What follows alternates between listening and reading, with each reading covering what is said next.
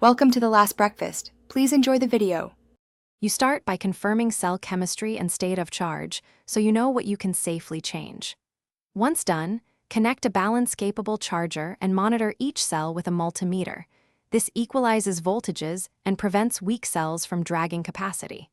Make sure to document initial mAh and voltage per cell so you can compare improvement. Don't waste time on generalities.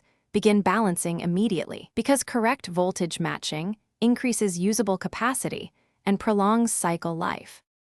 You now perform capacity and internal resistance tests to find weak cells, because one bad cell can have pack performance. Next, replace failing cells or reconfigure by paralleling matched cells. Use ones within 5% capacity and similar resistance to balance load distribution. While doing this, ensure welded connections are solid and insulated. Poor joints raise resistance and waste energy. Make sure the battery management system is correctly wired to monitor each group before you proceed. You finish by conditioning the pack with 3-5 controlled charge/discharge cycles at the recommended C rate to stabilize chemistry and reveal true capacity improvements.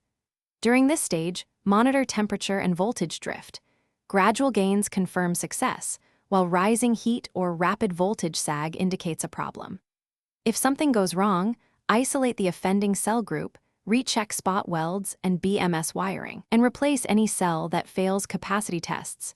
This targeted troubleshooting preserves the rest of the pack.